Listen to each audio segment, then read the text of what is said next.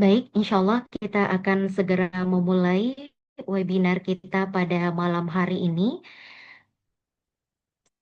Assalamualaikum warahmatullahi wabarakatuh. Selamat malam Bapak Ibu yang sudah hadir di room Zoom webinar kita malam hari ini. Alhamdulillah, terima kasih sudah meluangkan waktu untuk bergabung dalam webinar Kesehatan Persiapan Ramadan yang diselenggarakan oleh Unit Layanan Zakat IZI Bogor. Perkenalkan saya Karina Rahmadani yang akan membersamai Bapak Ibu sebagai MC sekaligus moderator pada malam hari ini. Insya Allah hingga pukul 21.30 waktu Indonesia Barat nanti. Alhamdulillahirrabbilalamin, segala puji bagi Allah Subhanahu wa Ta'ala yang telah mempertemukan kita dalam majelis ilmu pada malam hari ini. Salawat dan salam semoga senantiasa tercurah kepada Nabi Muhammad Sallallahu Alaihi Wasallam, teladan terbaik dalam menjaga keseimbangan ibadah dan kesehatan.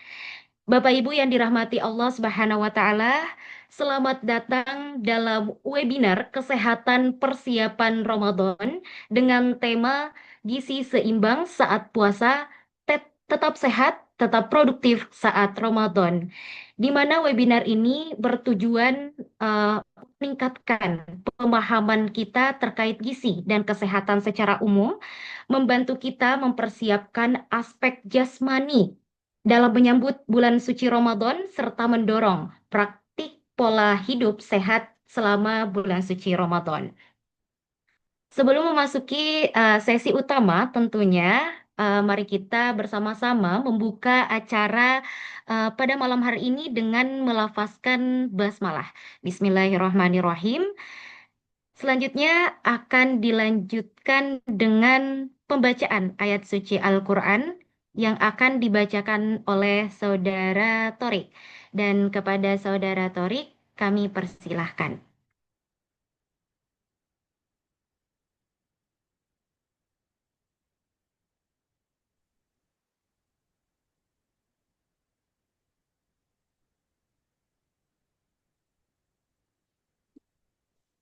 Ya, apa suara saya sudah masuk?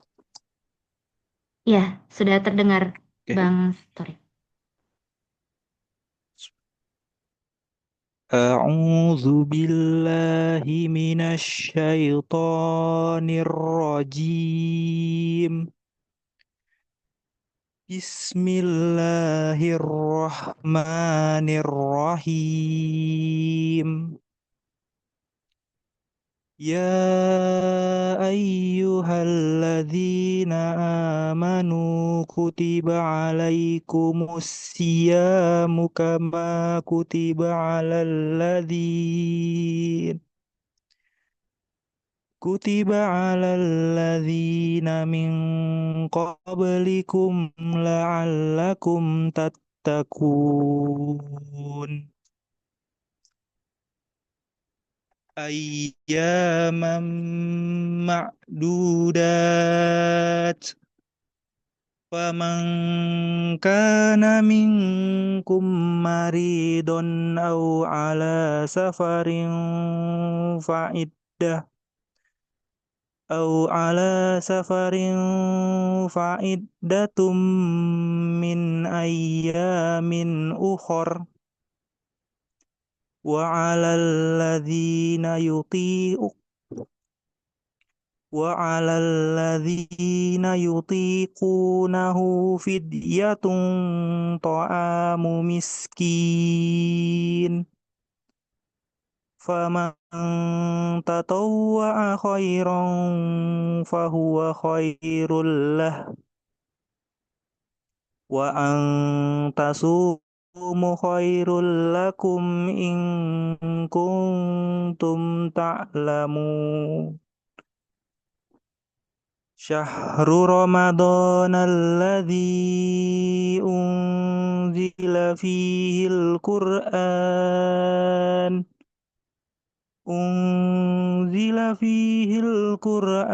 هدى للناس وبينات من الهدى والفرقان فمن شهد منكم الشهر فليصمه ومن كان مريضا أو على سفر فعدة أو على سفر فعدة من أيام أخر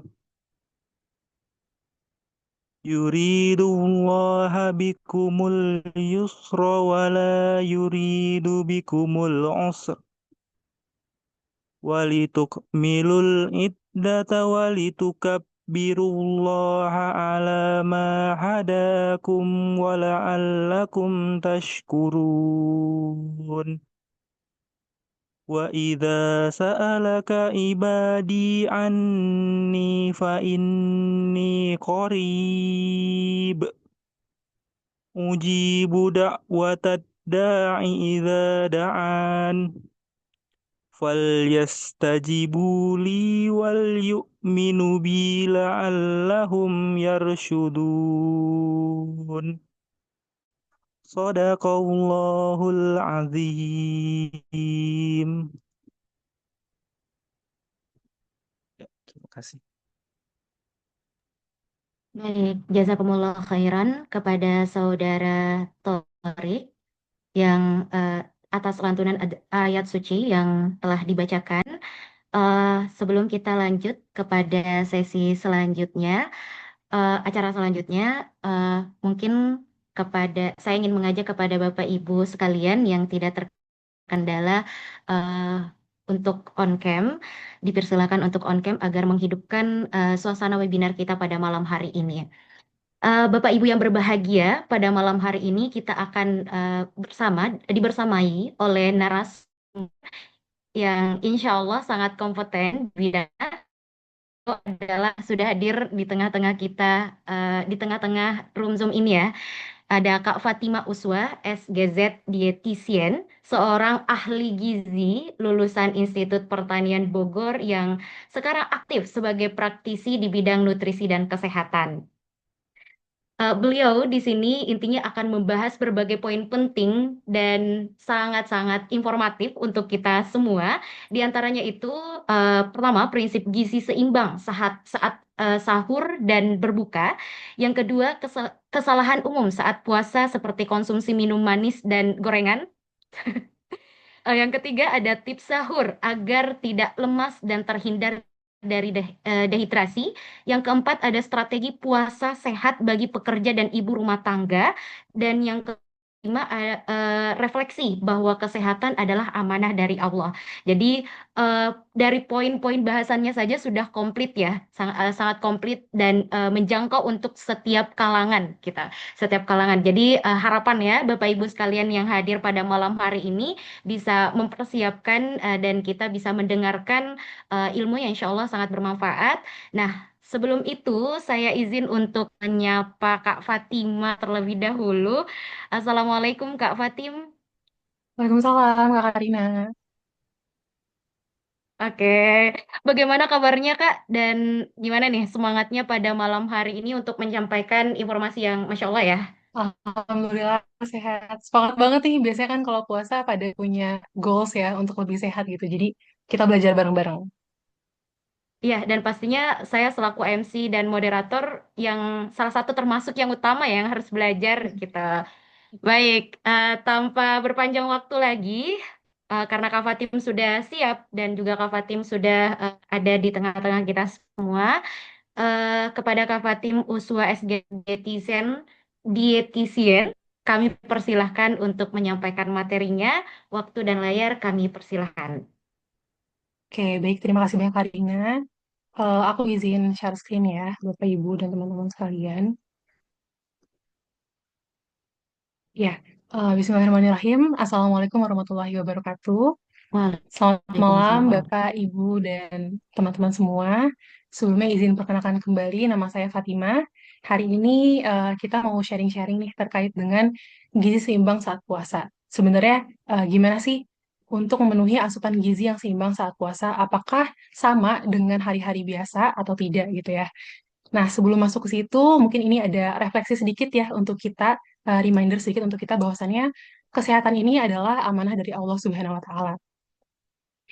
Di mana dalam dalam surat Al-Baqarah sendiri ayat 195 yang artinya berinfaklah di jalan Allah, janganlah jerumuskan dirimu ke kesalahan, dan berbuat baiklah, sesungguhnya Allah menyukai orang-orang yang berbuat baik. Dalam ayat ini disampaikan bahwa menjerumuskan diri ke dalam kebinasaan, salah satunya adalah dengan tidak menjaga kesehatan, entah itu pola makan yang tidak baik, atau sering begadang, kemudian stres yang berlebihan, itu adalah salah satu dari perbuatan yang lalai terhadap amanah yang Allah telah berikan. Nah, maka sebagaimana amanah yang telah diberikan kepada Allah, kita harus menjaganya. Dengan apa? Di sini selanjutnya ada dalam surat Al-A'raf ayat 31 yang artinya, wahai anak Adam, pakailah pakaianmu yang indah pada setiap masuki masjid dan makan serta minumlah tetapi jangan berlebihan. Sesungguhnya dia tidak menyukai orang-orang yang berlebihan. Jadi sesuai banget nih dengan tema kita hari ini yaitu gizi seimbang. Dalam Al-Quran juga Allah sudah memerintahkan kita untuk mengonsumsi makanan yang seimbang dengan tidak berlebihan. Jadi jauh sebelum ilmu kesehatan berkembang, ilmu gizi berkembang, Allah sudah memerintahkan kita untuk menjaga kesehatan makan yang bergizi seimbang dan juga tidak berlebihan. Oke, kemudian dalam surat Al-Baqarah sendiri, ayat 183 terkait dengan puasa itu sendiri ya, yang artinya, wahai orang-orang yang beriman, diwajibkan atas kamu berpuasa sebagaimana diwajibkan atas orang-orang sebelum kamu agar kamu bertakwa. Jadi tujuan dari puasa sendiri ini, seperti yang kita ketahui adalah untuk mencapai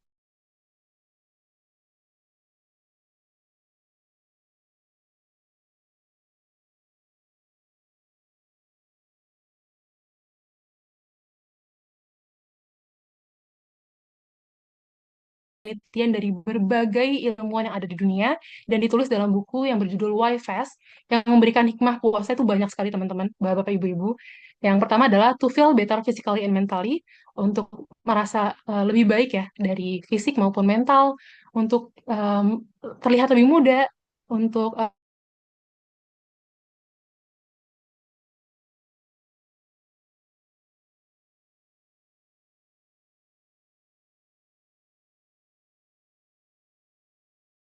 ketakwaan. Nah, sebelum kita masuk juga ke dalam gimana sebenarnya eh, kebutuhan gizi harian saat kita berpuasa, kita harus juga nih memahami metabolisme tubuh saat kondisi puasa. Oke, jadi Bapak, Ibu-Ibu, dan teman sekalian mungkin pernah dengar juga nih terkait dengan puasa intermittent atau intermittent fasting yang di zaman sekarang tuh lagi hype banget nih, bahasanya tuh intermittent fasting gitu. Tapi jauh sebelum ada diet ini, ada diet intermittent fasting, kita sebagai umat Muslim ya sudah diajarkan, sudah diberikan suatu apa ya ibadah gitu ya, ibadah puasa, diajarkan berpuasa itu sama dengan intermittent fasting, yaitu bahkan siklus antara periode makan dan juga periode puasa. Jadi maupun puasa ini melibatkan asupan kalori harian yang normal dalam jangka pendek. Jadi ada waktu berpuasa, karena kita berbuka gitu. Gimana metabolisme tubuh saat kondisi puasa? Oke, jadi ketika kita sedang makan, em, tubuh kita ini menghasilkan energi dari sumbernya glukosa yang ada di dalam darah, yaitu dari makanan yang kita asup. Energi utamanya adalah glukosa. Dan ketika ada glukosa yang masuk ke dalam tubuh, hormon insulin dalam tubuh itu meningkat.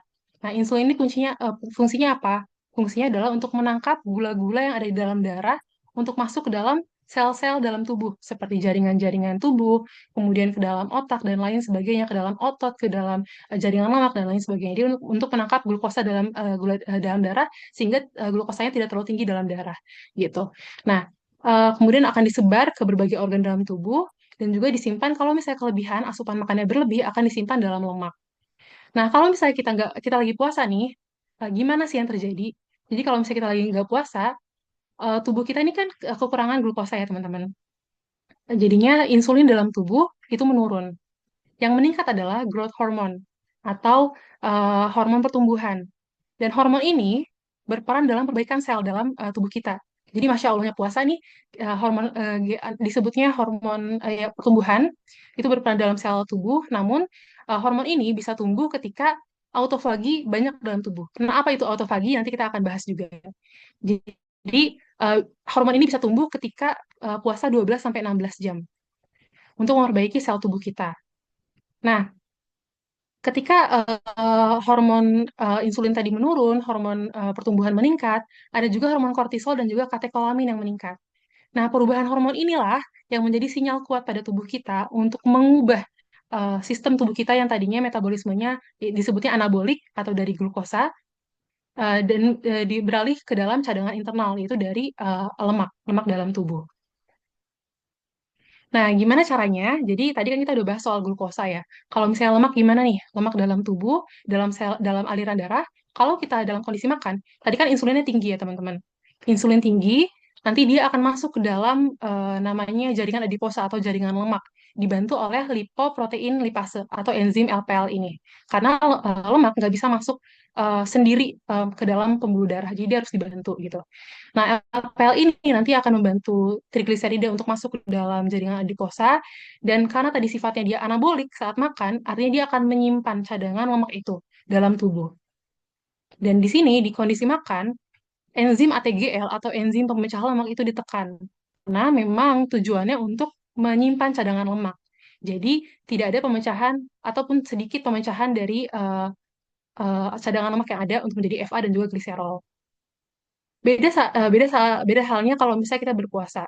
Tadi kan hormon insulinnya turun, kortisolnya naik, hormon growth hormonnya naik, katekolaminnya naik. Nah, si LPL ini akan turun fungsinya, akan dinonaktivasi gitu ya. Jadi trigliserida atau lemak yang ada di pembuluh darah itu akan sedikit masuk ke dalam jaringan adiposa. Jadi lemak yang ada di sel darah akan disebar lagi nih sebagai energi dalam tubuh karena tadi kan glukosanya sudah habis, akhirnya dia sebar sebagai energi dalam tubuh. Jadi yang masuk ke dalam jaringan adiposa itu sedikit.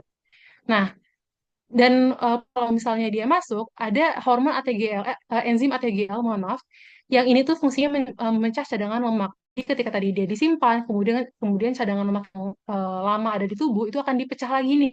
Jadi asam lemak bebas dan juga gliserol yang fungsinya untuk energi kembali untuk otot dan juga jantung. Kemudian gliserol akan masuk ke dalam hati sebagai bahan baku dari untuk menghasilkan glukosa. Gitu. Nah, tadi kita sebut autofagi. Nah, sebenarnya apa itu autofagi? Jadi, kerennya tubuh kita nih ada yang namanya mekanisme autofagi, yaitu mekanisme seluler di mana sel melakukan pembersihan terhadap komponen yang rusak atau tidak berfungsi. Ini membutuhkan waktu 12 sampai 16 jam agar berproses.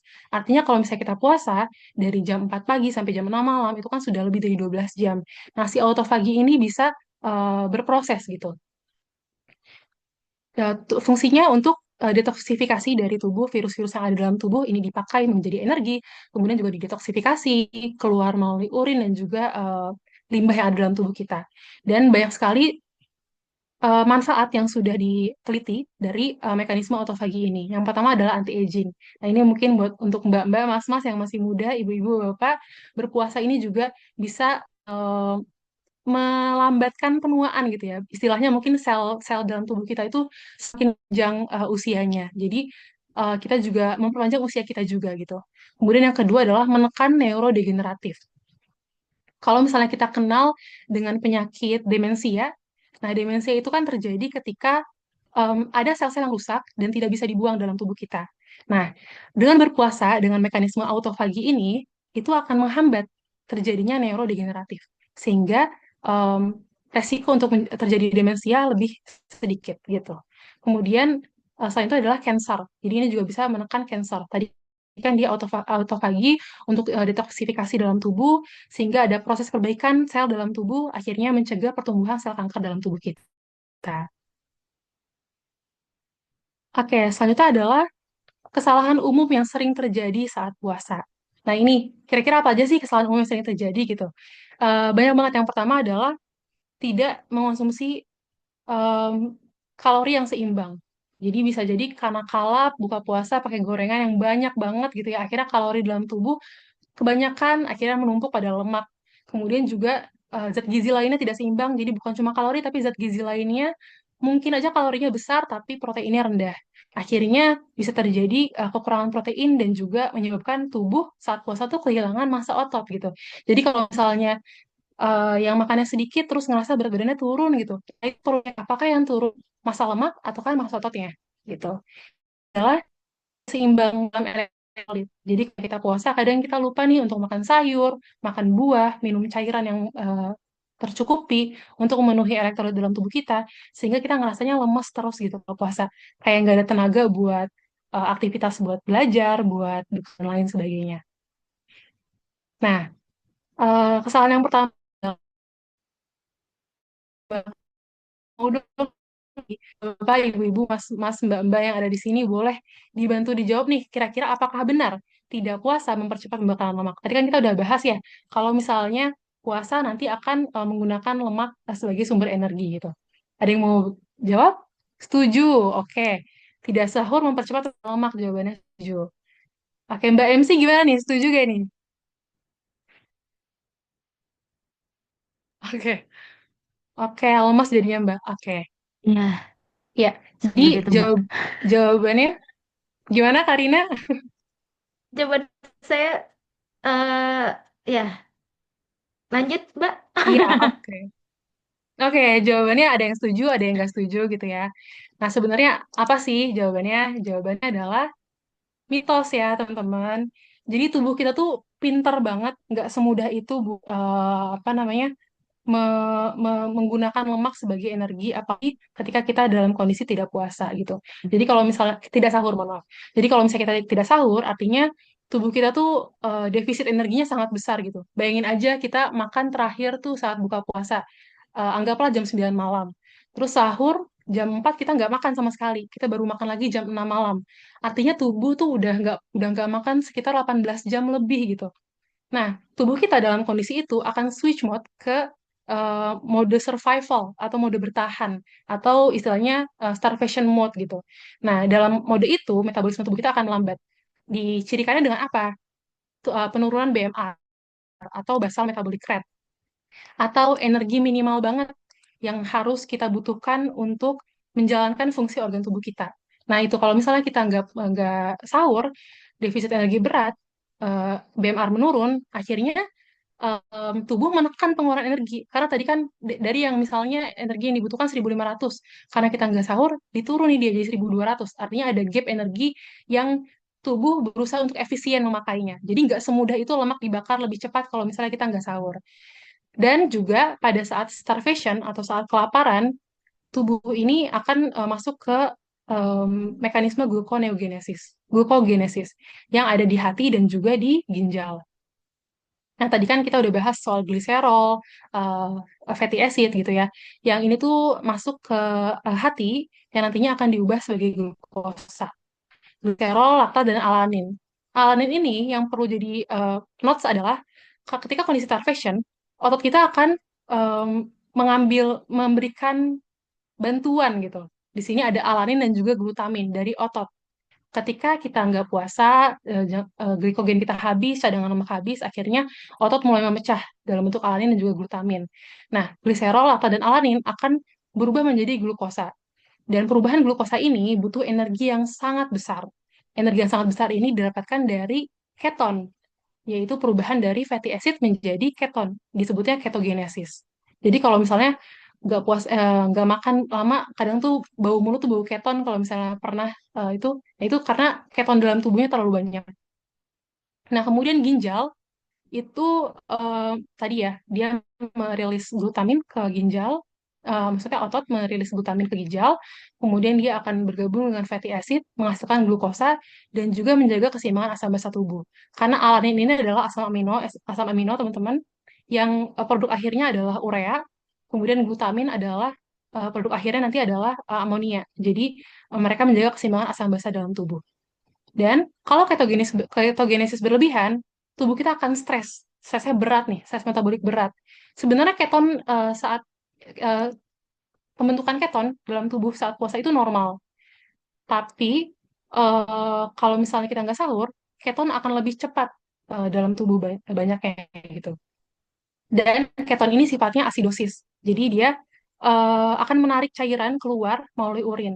Jadi yang ada dehidrasi. Kemudian elektrolit terganggu. Karena tadi eh, cairannya juga cuma cairan tapi dia narik natrium dan juga kalium dalam tubuh. Akhirnya elektrolit terganggu, kita lelah dan jadi nggak sahur itu bukan cara utama untuk membakar lemak, apalagi dengan berbagai hal yang bisa terjadi selain pembakaran lemak itu sendiri. Oke, pertanyaan kedua. Apakah benar berbuka dengan makanan atau minuman manis? Oke, boleh dong nih dijawab. Gimana? Sering dengar kan ya kalau misalnya berbuka tuh pakai yang manis-manis gitu. Kira-kira benar gak ya? Oke, ada yang jawab Benar. benar, ada yang jawab mitos. Oke, Mbak MC jawab benar ya. Oke, pakai doa itu betul. Oke, jawabannya adalah jawabannya adalah fakta gitu. Jadi dalam kondisi puasa tadi yang udah kita bahas juga, kadar glukosa dalam darah kita itu rendah banget atau biasa disebut dengan hipoglikemia. Kemudian cadangan glikogen yang ada di otot, yang ada di hati itu udah turun banget. Artinya nggak ada nih cadangan glikogen sama sekali. Makanya tubuh kita tuh butuh suplai energi yang cepat. Nah, caranya apa untuk menyuplai energi dengan cepat? Yaitu dengan karbohidrat sederhana. Karbohidrat sederhana ya, bukan lemak, bukan protein gitu. Nah, karbohidrat sederhana kita bisa dapat dari mana? Dari makanan manis, dari monosakarida, dari gula sederhana gitu. Tapi yang jadi catatan adalah, ini ya fakta dengan catatan. Yang jadi catatan adalah konsumsi buah atau kurma, bukan makanan atau minuman manis yang tinggi gula rafinasi. Tapi buah atau kurma yang dia kandungannya adalah fruktosa dan juga memiliki serat dan juga mikronutrien lainnya. Jadi peningkatan gula darah dalam tubuh tuh nggak terlalu tinggi atau kita sebutnya glucose spike. Jadi nggak kaget gitu tubuhnya. Karena masih ada seratnya, masih ada mikronutriennya.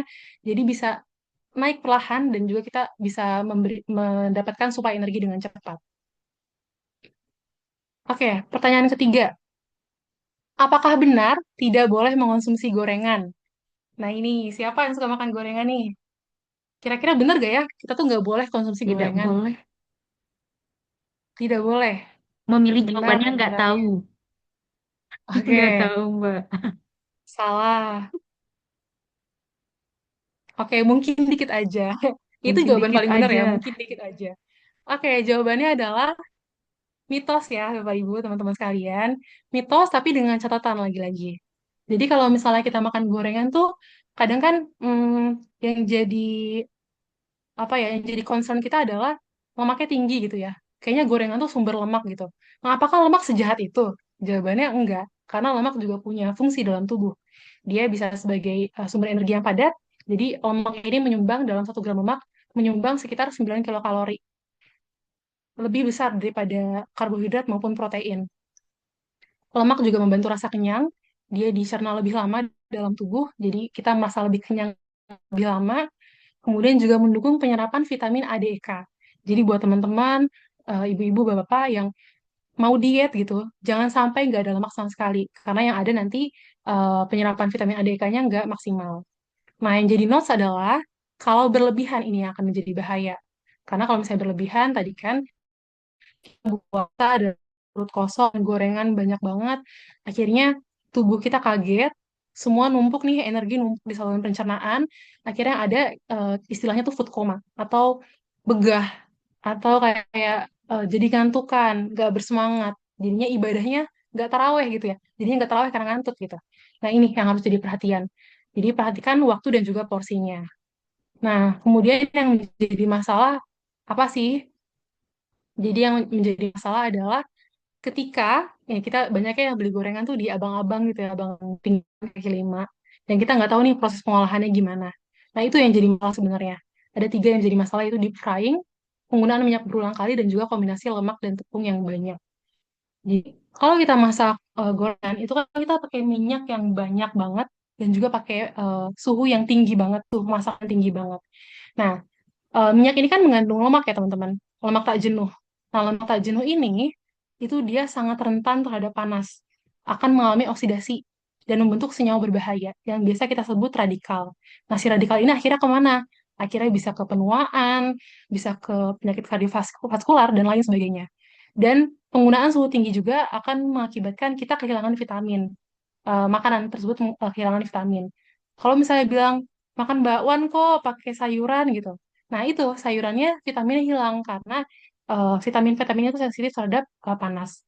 Nah, terus kalau ada yang bilang juga, tapi kan orang Indonesia masak kalau masak pakai minyak sawit. lemaknya kayak lemak jenuh deh, bukan lemak tak jenuh. Dia masih tahan sama panas. Nah, yang jadi bahaya yang kedua adalah penggunaan minyak berulang kali. Bukan hanya deep frying.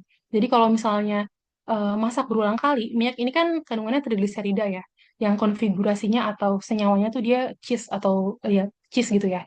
Dan kalau misalnya dipakai berulang kali, dia akan berubah jadi trans atau yang kita sebut dengan lemak trans. Nah, jadi sebenarnya kalau misalnya sering dengar makan gorengan nyebabin kolesterol, bener gak sih? Emang minyak punya kolesterol ya? Jawabannya enggak ya teman-teman. Minyak tuh nggak punya kolesterol. Kolesterol tuh didapat dari protein hewani atau daging-dagingan. Jadi sebenarnya minyak tuh nggak punya kolesterol. Tapi ketika kita pakai berulang kali, ada perubahan konfigurasi jadi lemak trans. Nah ini yang nyebabin tubuh kita ada metabolisme khusus yang akhirnya nanti ningkatin kolesterol jahat atau LDL dan juga penurunan HDL. Jadi itulah kenapa kalau misalnya kita makan gorengan banyak, nyebabin kolesterol gitu. Bukan karena kandungan kolesterol dalam minyak. Nah, yang ketiga adalah kombinasi lemak dan juga tepung. Iya, kalau misalnya kita nggak bisa pungkiri ya, kalau misalnya makan gorengan tuh yang banyak tuh apa sih tepungnya ya, apalagi bakwan gitu. Nah, itu tinggi karbohidrat dan juga tinggi lemak. Jadi dia penyumbang kalori yang sangat besar, tapi rendah gizi, rendah serat dan juga mikronutrien. Tadi ada yang tanya, gorengan harusnya berapa kali gitu? Ya, anggap aja satu gorengan itu 150 kilokalori. Kita hitung-hitungan 150 kilokalori. Kalau misalnya kita makan 4 aja, itu udah 600 kilokalori. Setara sama kita makan utuh, makan gizi seimbang. Kalau misalnya kita makan 4 gorengan, belum tentu kita kenyang. Akhirnya kita makan hal-hal lain. Akhirnya kalorinya numpuk. Akhirnya jadi apa? Jadi lemak, disimpan di dalam lemak. Karena kalori berlebihan akan disimpan dalam lemak. Gitu. Jadi sebenarnya tergantung teman-teman wise-nya aja. Makan gorengan segimana seporsinya. Oke, nah terus dari kesalahan-kesalahan yang ada tadi juga, gimana sih akhirnya strategi puasa yang baik dengan gizi seimbang? Nah, sebelumnya ada yang udah pernah dengar gizi seimbang itu apa? Bapak, ibu-ibu, teman-teman semua? Atau masih terpakunya sama konsep 4 sehat 5 sempurna nih? Iya, oke, iya betul ya. Jadi isi piringku betul nih. Oke, jadi em, dulu memang Indonesia punya konsep ya namanya 4 sehat 5 sempurna. Tapi itu sudah lama sekali ditinggalkan oleh Kementerian Kesehatan juga. Kita sudah beralih jauh sekitar 2010-an sudah ganti menjadi konsep gizi seimbang. Karena apa? Karena kalau 4 sehat 5 sempurna dia hanya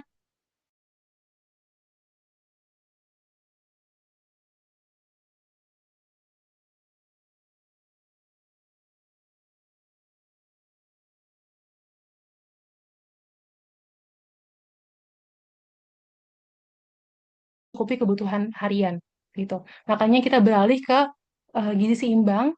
Bukan hanya soal makanan, gizi seimbang juga membahas terkait aktivitas fisik dan lain sebagainya. Jadi di sini ada gizi seimbang. Sebelum kita bahas gimana sih tips and triknya, kita harus pahami dulu nih konsep gizi seimbang itu sendiri. Ada buah-buahan, ada lauk hewani, hati, dan juga ada pembatasan gula dan garam. Nah, em, ada 4 pilar gizi seimbang. Yang pertama adalah keanekaragaman pangan. Di sini bisa lihat banyak banget nih. Kalau misalnya makan pokok tuh nggak cuma beras loh, tapi ada ubi, ada jagung dan lainnya. Sayur banyak banget. Protein banyak banget sumbernya, nggak cuma ayam. Nah, kenapa sih kita harus makan aneka ragam? Contohnya di protein aja. Contohnya di protein. Satu bahan pangan itu nggak punya kandungan gizi yang sempurna. Jadi nggak ada satu bahan pangan yang punya kandungan gizi yang sempurna. Maka dari itu kita perlu makan beraneka ragam.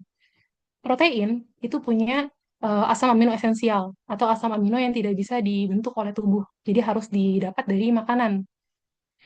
Nah, asam amino esensial ini ada 9 teman-teman. Dan nggak satu pun bahan pangan yang punya 99-nya. Jadi kenapa kita harus konsumsi beraneka ragam makanan? Itu karena itu. Contohnya lagi mikronutrien di buah gitu, yang mungkin lebih sulit ya untuk kita track gitu. Apakah kita makan mikronutriennya udah mencukupi atau belum ya gitu. Makanya kita perlu nih konsumsi beraneka ragam pangan supaya mikronutriennya bisa terpenuhi. Kemudian pilar yang kedua adalah perilaku hidup bersih.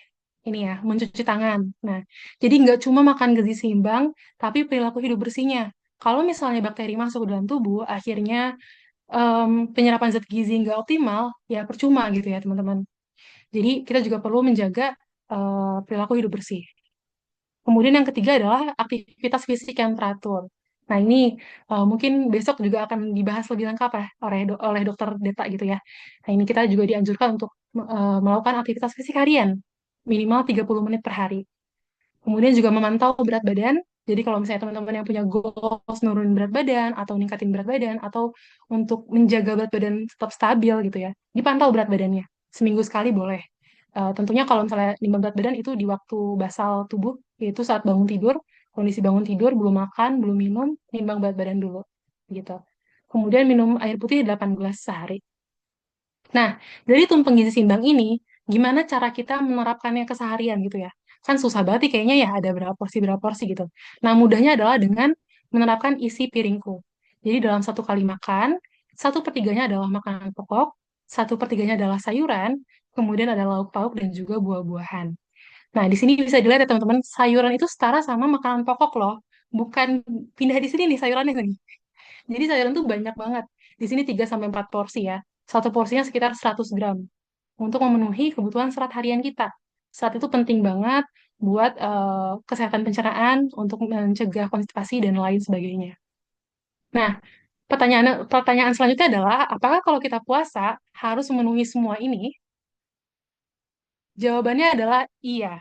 Jadi, ketika bulan Ramadan, bukan menjadi eh, menjadi perubahan kebutuhan zat gizi harian kita. Jadi tubuh kita ini tetap butuh energi dan zat gizi yang sama yang tadi udah dibahas soal BMR atau basal metabolic rate.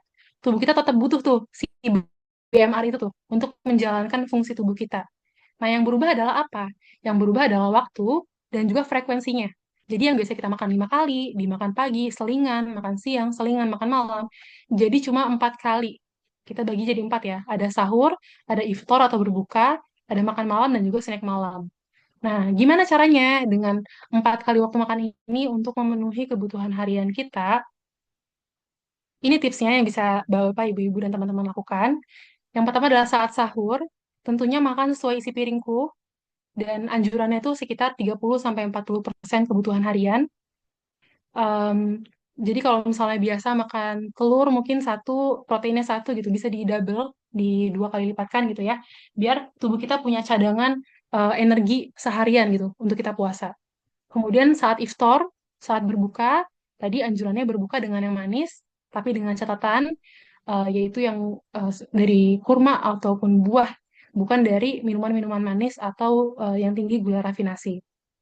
Kemudian makan malam. Jadi setelah azan maghrib, kita iftar, kita berbuka, kemudian sholat maghrib dijeda dulu untuk tubuh beradaptasi ya dengan waktu makan kita. Kemudian setelah sholat maghrib, makan malam. Jadi makan malam ditaruh di setelah sholat maghrib sebelum sholat isya. Makan malam sesuai isi piringku tadi, makanan lengkap. Kenapa ditaruh di sini gitu ya? Jangan makan malam lengkap saat setelah taraweh atau mendekati waktu tidur. Karena tubuh kita ini butuh waktu sekitar 2 sampai 4 jam untuk melakukan pencernaan dalam tubuh. Gitu. Jadi, kalau misalnya kita makan mendekati waktu tidur, akhirnya kan energi dalam tubuh kita terfokus balik lagi ke sistem pencernaan kita ya. Akhirnya ngerasa begah, ngerasa nggak enak tidurnya. Akhirnya kualitas tidur kita menurun. Gitu. Jadi, jangan konsumsi makan malam setelah tarawih. Nah, setelah tarawih, bisa snack malam nih. Karena tadi kan kalau misalnya hari-hari biasa kita makan isi piringku tuh 3 kali sehari ya. Pagi, siang, malam. Tapi ketika puasa, siangnya nggak ada nih. Artinya ada zat gizi yang sebenarnya hilang nih gitu. Nah, itu bisa kita pindahin ke malam, ke snack malam, tapi jangan makan lengkap. Jadi kalau misalnya teman-teman yang ngejar protein, proteinnya kayaknya belum tercukupi nih dengan sahur dan makan malam, itu bisa dipindah ke malam hari. Nah, protein itu apa aja? Bisa dengan yogurt, bisa dengan kacang-kacangan, dengan bubur kacang hijau, itu boleh banget gitu ya. Tentunya dengan porsi yang tidak terlalu banyak. Karena kalau misalnya teman-teman dan bapak-bapak, ibu-ibu semua menerapkan ini, tubuh kita sudah kenyang duluan nih kan dengan asupan makan yang seimbang. Jadi kalau misalnya malam hari tentunya nggak mudah untuk craving untuk makan lebih banyak gitu. Jadi kita makan sesuai porsinya aja untuk memenuhi protein harian kita. Oke, selanjutnya dari gizi seimbang juga ada pesan untuk membatasi GGL atau gula, garam, lemak. Nah, berapa sih porsi yang pas ya? Untuk gula sendiri itu 4 sendok makan per hari, makan utama kita, tapi cemilan juga kalau misalnya yang suka beli snack-snack itu dilihat tuh di nutrition fact di belakangnya gulanya berapa sih, garamnya berapa sih, lemaknya berapa gitu. Gula 4 sendok makan per hari atau sekitar 50 gram per hari, garam 1 sendok teh per hari atau sekitar 5 gram per hari, dan juga lemak 5 sendok makan per hari atau sekitar 67 gram per hari. Nah, yang suka jadi pertanyaan adalah 5 sendok makan lemak tuh gimana ya gitu. Minyak tuh gimana ya gitu. Nah, mudahnya teman-teman, em, kan kalau misalnya kita menggoreng gitu ya, itu kan kalau misalnya goreng ayam itu kan pasti minyaknya banyak banget. Tapi kan yang diserap nggak seluruhnya kan ya. Jadi kalau misalnya di sini anjurannya adalah batasi lemak 5 sendok makan per hari gitu. Mudahnya adalah 5 sendok makan per hari artinya hanya boleh 5 olahan yang digoreng dalam sehari.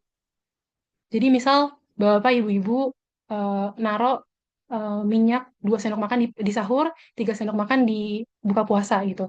Artinya gorengan boleh nih satu, gorengan satu. Nah, dua lagi boleh kalau misalnya makan makan lengkap. Jadi hanya boleh satu yang digoreng, satu yang ditumis, sisanya mungkin bisa sayur bening dan lain sebagainya. Mudahnya gitu untuk kita men-track lemak kita. Dan tentunya 5 sendok makan ini bukan cuma dari makan utama ya, tapi dari makanan-makan lainnya. Kayak gorengan tadi. Gorengan tuh kita kita hitung juga ya sebagai asupan lemak harian kita.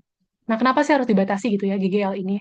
Karena kalau misalnya eh, sering dengar gitu ya penyakit tidak menular atau PTM kayak diabetes, obesitas, em, hipertensi dan lain sebagainya. Sebenarnya akar masalahnya itu satu, yaitu unhealthy diet atau pola makan yang nggak sehat.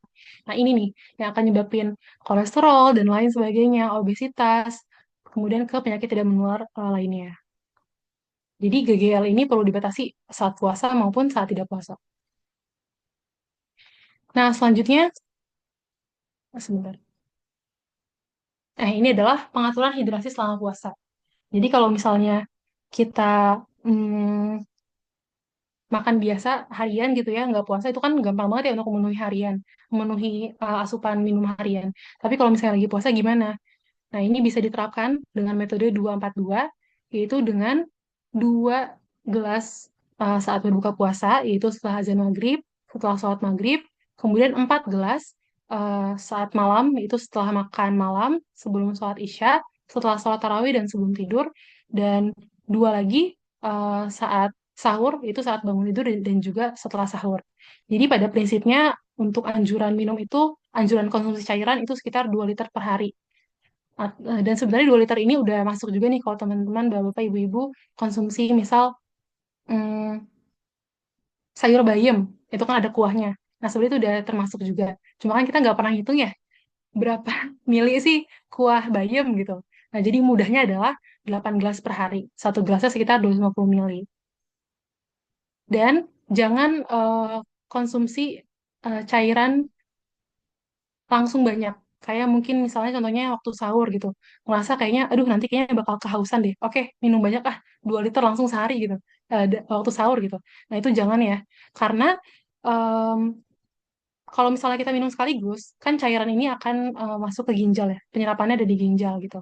Nah, ginjal kita ini terbatas kapasitasnya. Jadi kalau misalnya kita kelebihan cairan, nggak semuanya tersimpan dalam tubuh, tapi malah yang ada beser, ya kan? Kalau misalnya kita minum banyak tuh beser, akhirnya cairan nggak terserap dengan optimal dalam tubuh. Jadi dengan metode 2-4-2 ini juga bisa mengoptimalkan cairan yang terserap dalam tubuh, gitu. Jadi kita bisa terhidrasi sehari saat berpuasa. Nah, tipsnya juga untuk berbuka puasa, boleh nih konsumsi air dingin. Jadi kalau air dingin itu kan lebih mudah ya untuk ngerasa nggak haus gitu kalau kita minum air dingin. Jadi boleh banget untuk konsumsi air dingin. Karena lambung kita kan nggak cuma makanan ya, isinya ada air, ada makanan, ada udara gitu. Jadi kalau misalnya kita minum banyak banget saat buka puasa, khawatirnya perut kembung, akhirnya asupan gizi seimbangnya nggak kemakan.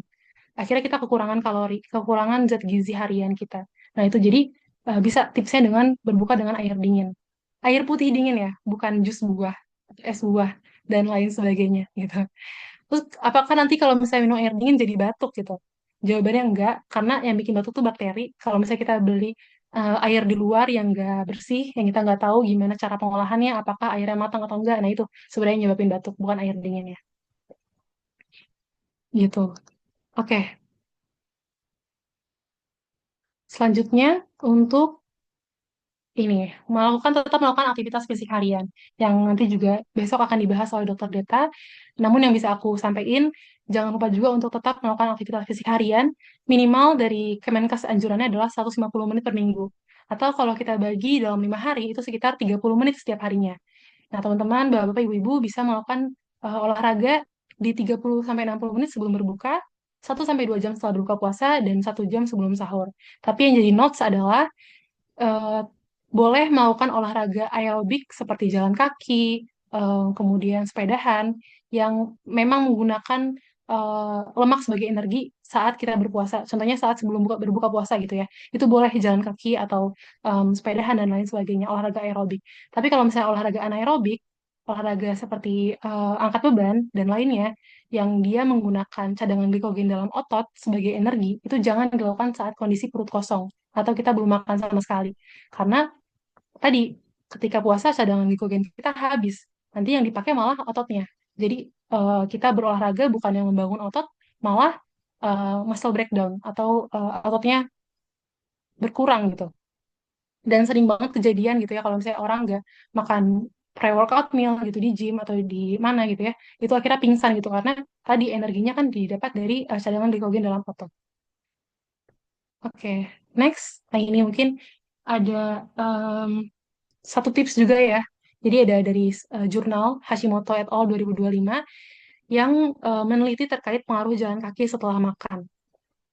Ada tiga apa ya namanya? Tiga kelompok. Yang pertama itu kelompok kontrol.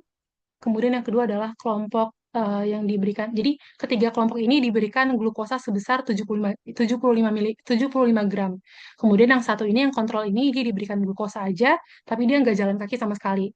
Kemudian kelompok kedua dia diberikan glukosa 75 gram. Kemudian setelah makan dia langsung jalan kaki selama 10 menit, jalan kaki ringan. Kemudian kelompok ketiga dia makan glukosa, kemudian dia diam 30 menit, kemudian 30 menit setelahnya dia jalan kaki selama 30 menit gitu. Nah, hasilnya apa? Hasilnya lonjakan gula darah pada kelompok yang makan kemudian jalan langsung selama 10 menit itu lebih landai daripada kelompok lainnya. Jadi kalau kelompok lainnya tadi nggak ada jalan kaki sama sekali habis makan itu tinggi banget naiknya atau kita sebutnya juga glucose spike gitu ya. Langsung tinggi banget terus turunnya drastis banget. Sementara yang 10 menit jalan itu naiknya pelan dan turunnya juga landai gitu. Nah ini nih, kalau misalnya penting banget ya buat orang diabetes juga ya, pemeriksaan gula darah ini penting karena kalau misalnya naik dan turun terlalu cepat itu juga bahaya gitu. Nah jadi yang terbaik di sini adalah kelompok yang kedua, yaitu orang yang diberi makan sebesar 75 gram glukosa, kemudian dia jalan kaki langsung selama 10 menit. Gitu. Jadi lonjakan gula darah ini bisa dikontrol dengan aktivitas fisik ringan seperti jalan kaki. Nah, pertanyaan selanjutnya adalah kalau misalnya jalan habis makan, apakah nggak enak perutnya ya, malah nggak enak gitu ya. Nah, di penelitian ini juga diteliti nih, namanya RPA atau apa ya RPA itu em, tingkat kelelahan seseorang gitu. Jadi diteliti terkait RPA-nya dengan skala 1 sampai 11. Nah, untuk orang dengan yang tadi makan habis itu dikasih di jalan 10 menit, itu ternyata terasa lebih ringan dibandingkan dengan orang yang dikasih makan terus diem 30 menit, terus jalan 30 menit. Ini berbeda signifikan. Jadi yang lebih baik adalah langsung jalan selama 10 menit gitu.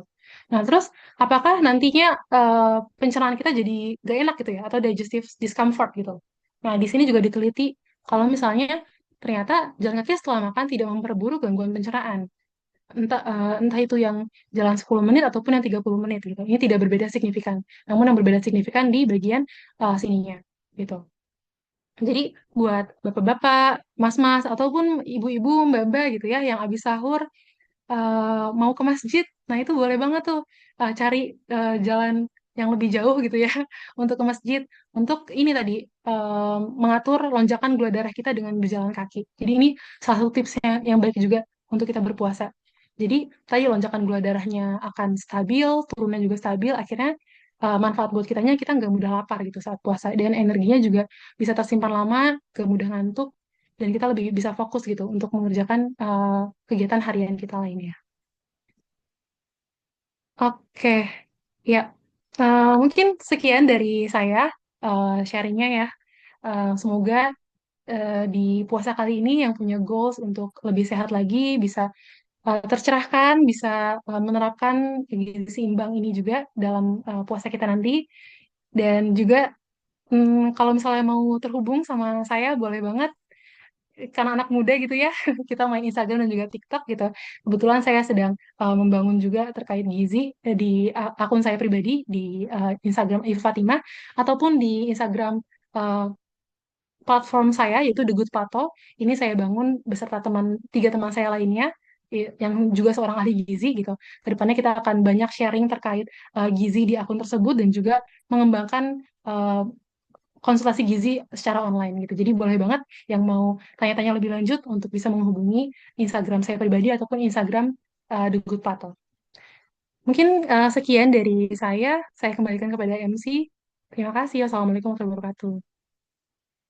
Waalaikumsalam warahmatullahi wabarakatuh. Baik, terima kasih untuk Kak Fatim atas materi yang sangat mencerahkan ya, mencerahkan dan sangat aplikatif. Tadi ya ada beberapa tips yang langsung seperti berapa gelas ya setiap hari dan pembagiannya pada saat berbuka, terus pada saat malam hari serta pada saat sahur. Gitu. Nah, pertama-tama dari materi ini sudah sangat ini ya, menegaskan bahwa kesehatan itu adalah amanah dari Allah. Dipertegas dalam Quran Surah Al-Baqarah ayat 195 dan Al-A'raf ayat 31. Selain itu dipertegas juga ya, selain ya berpuasa itu adalah perintah Allah untuk kita meningkatkan ketakwaan. Nah, tapi selain itu ternyata ada hikmah di balik ada banyak manfaat gitu ya yang tadi disampaikan dari seorang ahli Amerika tidak salah tadi ya dan banyak poin-poin materi yang sangat bagus ya mulai dari kondisi metabolisme tubuh saat berpuasa terus kesalahan umum yang terjadi saat berpuasa terus ada tadi mitos dan fakta ya sampai saya juga terkecoh dan alhamdulillah di sini dengan materi yang disampaikan oleh Kak Fatim saya jadi lebih paham gitu secara pribadi juga ya. Sampai ya tadi ya mulai dari GGL-nya terus pengaturan hidrasi dan tadi ada tips untuk tetap melakukan aktivitas fisik 30 menit per hari dan 150 menit per minggu. Dan selama materi yang Kak Fatim sampaikan tadi, Masya Allah di kolom chat ya, sangat-sangat banyak respon dan setiap sesi itu berasa ada pertanyaan ya. Mulai dari pas heboh itu mengenai gorengan Kak Fatim, mengenai gorengan ada banyak banget, bahkan ada yang mengatakan ukuran berlebihannya gimana Kak? Tadi udah sempat dijawab ya pada saat materi. Terus apakah vitamin apa jenis gorengan itu yang paling mending apa Kak contohnya? Paling mending. Paling mending. Ya dan ada berbagai pertanyaan ya yang Oke. mungkin bisa langsung ditanyakan ya Kak dari orang-orangnya dan langsung saja ya Kak untuk mungkin Oke. langsung mau ditanyakan oleh orang-orang yang bersangkutan. Tapi langsung aja kita masuk di sesi diskusi bagaimana Kak Fatim? Atau mau merespon dulu komen-komen dari Iya. Bapak Ibu di kolom chat? Banyak Oke. banget Tadi, tapi. iya banyak ya. Nah, tadi soal gorengan ya. Jadi memang ini ada yang nanya nih, minyak mana tadi ya? Oh, gorengan pakai minyak apa teh? Nah, em, tadi udah sempat Heeh. disinggung juga, kalau misalnya sebenarnya kan orang Indonesia itu banyaknya pakai minyak sawit ya. Minyak sawit itu tingginya lemak jenuh. Jadi dia nggak terlalu, dia lebih lebih tahan pada suhu panas daripada lemak tidak jenuh. Kayak contohnya minyak canola atau minyak biji-bijian lainnya. Jadi sebenarnya pakai minyak sawit boleh, boleh digunakan di rumah sendiri gitu ya. Dimasak, tentunya dimasak sendiri dan nggak berulang kali gitu. Jadi nggak ada perubahan menjadi lemak transnya itu. Jadi itu boleh dipakai minyak sawit dengan tentunya dengan apa porsi yang seimbang juga ya. Dan yang mindful gitu pakai minyak. Gitu mungkin Kak Karina. Ada lagi Kalau jenis apa ya? gorengannya bisa semua, Kak Fatim. Jenis gorengannya Ya nggak ada untuk masalah ya, Kak?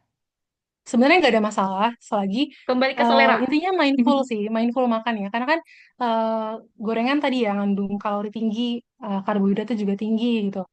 Nah, berarti kalau misalnya kita udah makan gorengan, makan porsinya gimana nih? Dikurangi lagi karbohidratnya dan lainnya gitu. Kalau misalnya mau tahu goreng ya boleh gitu sih. Jadi sebenarnya aku juga kan orang Indonesia ya, kayaknya kalau misalnya nggak makan gorengan tuh nggak lengkap gitu ya. Itu sebenarnya boleh kok, makan gorengan boleh asal kita mindful makannya. Oke, baik Kak Fatim. Ini semakin banyak pertanyaan ya, tapi di sini sudah ada yang langsung raise hand untuk bisa langsung menyampaikan pertanyaannya. Ada Kak Fatim, sama ya? Sama ya ininya namanya. Kepada Kak Fatim mungkin disilahkan untuk menyampaikan pertanyaannya. Cek.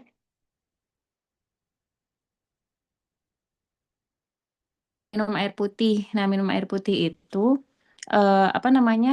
Kalau nggak salah sunahnya itu sekali minum tuh 3 teguk ya kalau nggak salah. Nah, apa namanya? Apakah kalau misalnya langsung minum 250 ml dalam satu kali langsung satu gelas tuh langsung dihabisin sekaligus gitu? Apakah itu juga termasuk berlebihan? Dan jaraknya dari satu gelas ke gelas berikutnya itu berapa lama? Karena kadang-kadang kayak eh, nggak pakai waktu khusus gitu, langsung aja kayaknya eh, udah harus minum lagi gitu. Tapi ternyata nggak lama setelah minum langsung buang air kecil gitu. Apa terlalu cepat yang tadi gitu? Terus sama tentang sahur tadi. Sahur itu kan tadi kalau misalnya kita nggak sahur sebenarnya masih reaksi tubuhnya termasuk reaksi tubuh yang normal, tapi jadinya dehidrasi, lemas dan lain-lain gitu ya. Tapi kenapa Rasulullah itu tidak mewajibkan sahur gitu, tapi masuknya sunnah gitu, nggak wajib. Berarti kan nggak harus gitu. Apakah apa namanya sebenarnya orang yang misalnya dia mungkin Allah berikan rezekinya berkecukupan gitu sehingga misalnya dia tidak pernah sahur gitu, apakah dia akan tetap sehat-sehat saja atau bagaimana? Terima kasih.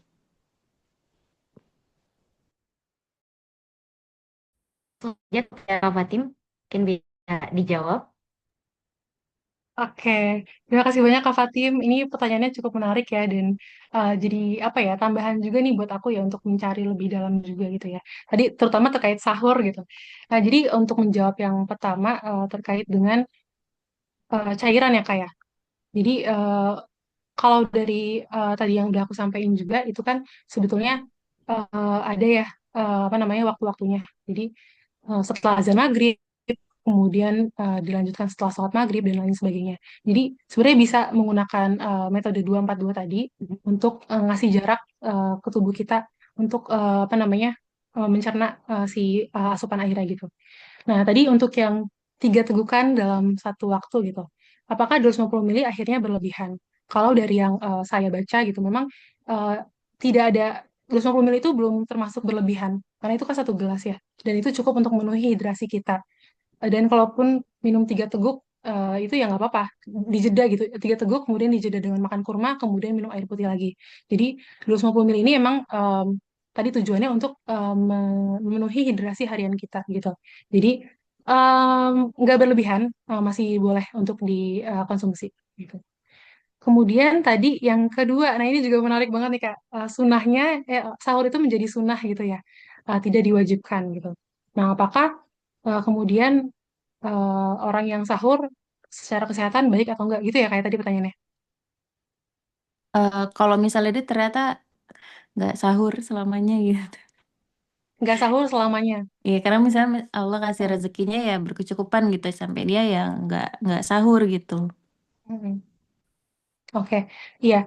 Tadi sebenarnya balik lagi ke metabolisme tubuh sih Kak. Jadi kalau metabolisme tubuh itu dia akan menggunakan lemak itu di 12 jam setelah nggak ada asupan sama sekali gitu. Nah kemudian setelah kalau misalnya lebih dari 18 jam itu sebenarnya yang kepake tuh cadangan glikogen. Nah, kalau misalnya cadangan glikogen habis, akhirnya yang kepake adalah si massa ototnya. Jadi kalau misalnya nggak ada sama sekali asupan, khawatirnya kita puasa berlebihan, lebih dari 18 jam. Dan itu yang sebenarnya kita nggak mau kan, adanya penurunan massa otot gitu. Jadi sebenarnya baiknya memang puasa gitu ya, untuk sahur gitu ya Kak, untuk memenuhi kalori harian kita, untuk memenuhi energi gitu. Kalaupun nggak puasa, mungkin dianjurkan juga untuk konsumsi kurma ya Kak ya, kalau dari Rasul betul. Nah itu juga bisa, itu kan sebagai asupan kalori kita gitu ya, 7 butir kurma itu kan memenuhi asupan kalori kita juga gitu. Kalau misalnya kurma itu tiga butir kurma itu setara sama, kalau aku nggak salah, setara sama 50 gram karbohidrat, yang artinya bisa setara sama sekitar 600 kalorian. Sorry, 300 kalorian gitu. Jadi sebetulnya masih bisa juga gitu. Dengan 7 butir kurma itu bisa mencukupi, bukan mencukupi mungkin ya, bisa menjadi cadangan energi dalam tubuh gitu. Cuma memang anjuran yang ada dari Kementerian Kesehatan dan lainnya itu memang untuk mengonsumsi sahur dengan makanan dengan gizi seimbang. Gitu sih Kak. Dan juga untuk tadi ya, selain memenuhi kalori juga memenuhi makronutrien lainnya seperti lemak, kemudian protein dan lain sebagainya yang bisa didapat dari isi piringku itu tadi. Gitu mungkin Kak jawaban dari aku. Oke. Maaf, boleh konfirmasi nggak yang tadi? Kalau misalnya yang air putih itu kan tadi per yang 242. Nah, maksudnya kayak maksud pertanyaan tadi tuh per gelas kan tadi ada dua gelas. Nah, dari gelas pertama ke gelas kedua jaraknya berapa? Ada Mm-mm. 4 gelas dari Ya, yang pertama, kedua, ketiga, keempat. Nah, itu jaraknya berapa lama? oke. Sebenarnya kalau aturan saklek gitu ya, aku belum pernah baca sih Kak aturan saklek yang ada berapa sih, berapa menit sih jaraknya gitu. Tapi kalau misalnya bisa dibagi, itu bisa dibaginya gini Kak. Jadi satunya tadi tadi setelah azan maghrib, kemudian dijeda dulu kan ya. Kita sholat, kemudian setelah sholat maghrib, jadi memang diberi waktu, ya mungkin sekitar 30 menitan kalau misalnya dari mekanisme ini. Kemudian setelah makan, sebelum sholat isya, setelah sholat tarawih, sebelum tidur, yang itu juga punya jarak menitnya ya, 30 menitan. Kemudian bangun tidur, kemudian dijeda sama makan, baru setelah sahur. Gitu sih, Kak. Oke, terima kasih sudah terjawab. Oke, terima kasih banyak, Kak Fatim. Sama-sama. Baik, terima kasih Kak Fatim, dan terima kasih juga kepada Kak Fatim ya, selaku telah menjawab ya pertanyaan dari eh, tim tadi terkait pengaturan air minum dan beberapa sumber, ada sunnah-sunnah Rasulullah SAW ya dalam minum eh, dan sebagainya gitu. Nah, ada satu yang menarik pertanyaan di kolom chat Kak Fatim terkait masih tentang minum air, minum air nih. Kak dari Kak Putri Rahmawati. Eh, Kak Putri bertanya terkait tips berbuka dengan air putih dingin tadi di slide yang Kak Fatim tampilkan ya. Dan tadi juga memang ada juga partisipan yang bertanya juga, apakah kalau biasa minum air hangat apa-apakah karena udah kebiasaan? eh Bilangnya kenapa dianjurkan air dingin tadi Mbak Retno Kurnia gitu. Oke, ya. Oke, langsung coba aku jawab ya, Karina. Jadi itu sebenarnya nggak saklek teman-teman bapak ibu sekalian. Kalau misalnya teman-teman bapak ibu yang biasa minum air hangat nggak apa-apa. Cuma memang tipsnya untuk tadi ya menghilangkan dahaga gitu ya. Setelah berpuasa itu bisa dengan air dingin. Karena air dingin ini memberikan sensasi segar. Dan ini berhubungan sama tadi yang aku jelasin juga soal kapasitas lambung kita. Itu kan nggak cuma isinya air ya, tapi ada makanan, ada apa namanya, ada udara dan juga air gitu. Jadi kalau misalnya kita minum lebih sedikit di awal itu jadi kita bisa apa ya, mengisi lambung kita dengan makanan tadi, makanan utama tadi gitu. Jadi karena tadi air dingin ini memberikan sensasi yang segar, dapat juga menurunkan suhu tubuh. Tapi kalau misalnya air hangat juga nggak apa-apa karena air hangat sendiri juga memberikan efek relaksasi dalam tubuh kan ya. Jadi kerasnya lebih nyaman, apalagi untuk orang yang lambungnya sensitif gitu ya. Kalau misalnya orang dengan, kan ada beberapa case memang yang kondisi kesehatannya kalau misalnya minum air dingin tuh jadi begah, jadi sakit gitu. Itu nggak apa juga untuk minum air hangat. Jadi memang disesuaikan juga dengan kondisi kesehatan dan juga kebiasaan teman-teman. Asal jangan terlalu tadi ya banyak konsumsi air di awal karena nantinya apa asupan makannya akan terbatas gitu. Gitu mungkin Kak Karina.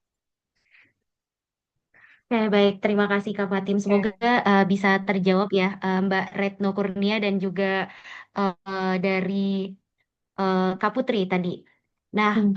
Ini untuk Bapak Ibu sekalian, gimana? Bagaimana Kak Oke, Fatim? ini ada pertanyaan yang menarik nih, Kar, di kolom chat Apa tuh terkait Kak Fatim? bagaimana pola gizi bagi penderita MAH saat puasa dan bagaimana ibu hamil atau menyusui mengatur nutrisi saat puasa. Ah, ini menarik banget nih dari Nah, Kang Umam ya. Boleh aku jawab langsung mungkin ya? Oke. ya Ya, betul jadi sekali. Boleh, silakan Kak Fatim.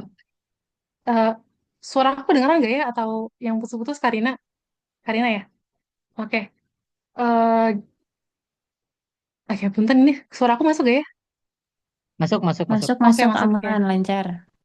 Siap-siap. Ya, jadi tadi mana pertanyaannya? Mohon maaf sebentar. Oke. Bagaimana pola gizi bagi penderita MAH saat puasa? Nah, ini kan kadang kita mikir kalau misalnya kita nggak kita nggak makan, itu akhirnya em, asam lambung naik gitu. Nah, tadi tipsnya adalah dengan sahur. Karena kalau misalnya nggak sahur, tubuh kita kan akan lebih panjang tuh menggunakan lemaknya. Jadi apa namanya, lemaknya cepat habis dalam tubuh. Akhirnya energinya, em, jadi si tubuh tuh ngerasa lapar. Akhirnya hormon leptin meningkat, hormon rasa lapar tuh meningkat, yang itu juga meningkatkan asam lambung dalam perut gitu. Kalau misalnya kita puasa, kita sahur, kita makan sahur, itu kan jadi kenyangnya lebih lama nih. Jadi lemak dipakainya lebih efisien juga, lebih lebih lebih stabil gitu. Dan kalau misalnya kita puasa, kita konsumsi sahur di awal, itu dia akan menekan hormon leptin dalam tubuh kita atau hormon rasa lapar dalam tubuh. Jadi si asam lambungnya juga nggak naik begitu cepat gitu. Jadi sebetulnya memang 12 jam puasa seperti yang agama kita ajarkan, dengan puasa, dengan ibadah puasa Ramadan ini tuh udah nggak memberikan efek yang bahaya untuk penderita MAH, asal kita tadi mengonsumsi pemilihan bahan makannya juga diperhatikan. Kalau misalnya mah berarti ya jangan konsumsi sesuatu yang asam ketika perut kosong dan lain sebagainya gitu. Kemudian pertanyaan kedua, eh, bagaimana ibu hamil atau menyusui mengatur gizi saat puasa?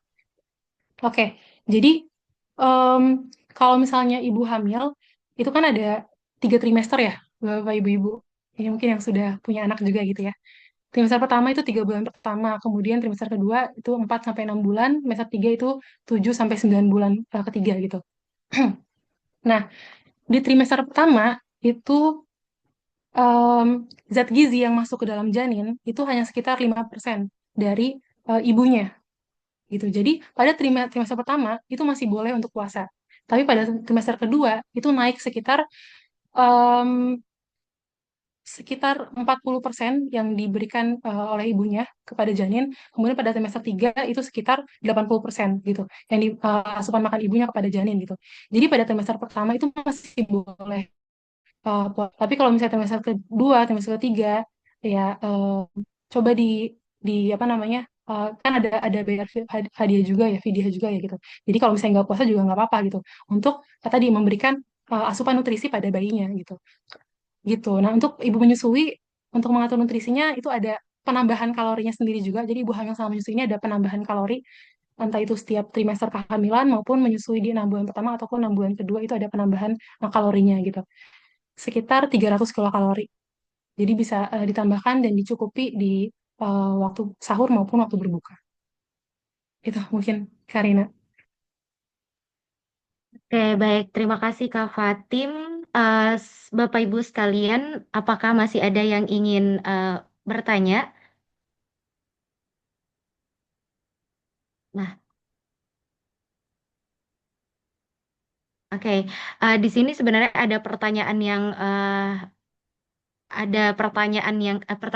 terakhir mungkin ya. Ini mungkin agak eh, apa kocak, tapi ini sering terjadi ya sama terutama mungkin bagi saya sebagai mahasiswa ataupun teman-teman lain. Nah, kalau misalnya selama kita eh, hidup hidup sampai sekarang tuh mengonsumsi, misal kita konsumsi GGL tadi berlebih pada 1 hari atau ya kebelakangan ini, ada nggak mekanisme? Ini pertanyaan sekaligus dari Kak Yasmina ya, mekanisme penghapusan dosa katanya, Kak dalam Kak dalam hari tersebut gitu. Jadi gimana memulai gitu, memulai dengan kita yang latar belakangnya itu nggak terkontrol dari GGL-nya, Hmm. bahkan minumnya kurang teratur dan lain sebagainya. Gimana tuh Kak Oke, Fatim? dijawab dari pertanyaan terakhir dulu ya, bagaimana mengontrol. Nah, tentunya untuk Ya, mengontrol tadi, ya perlu sadar kalau misalnya kita tuh punya, Mbak Karina ketawa nih, berarti sering konsumsi GGL berlebihan ya kayaknya. Nah, jadi kita perlu sadar kalau misalnya tubuh kita tuh punya batasan loh, untuk tadi ya, konsumsi gula, garam, dan juga lemak gitu. Tadi batasan yang diberikan oleh Kemenkes itu sudah secara ilmiah ditetapkan gitu. Jadi tadi ya gula sekitar 5 sendok makan, kemudian garam 1 sendok teh dan juga minyak sekitar 5 sendok makan. Itu sudah diberikan gitu. Kita sudah dikasih nih kemudahan untuk tahu. Nah, jadi tadi kalau misalnya untuk berubah ya gimana?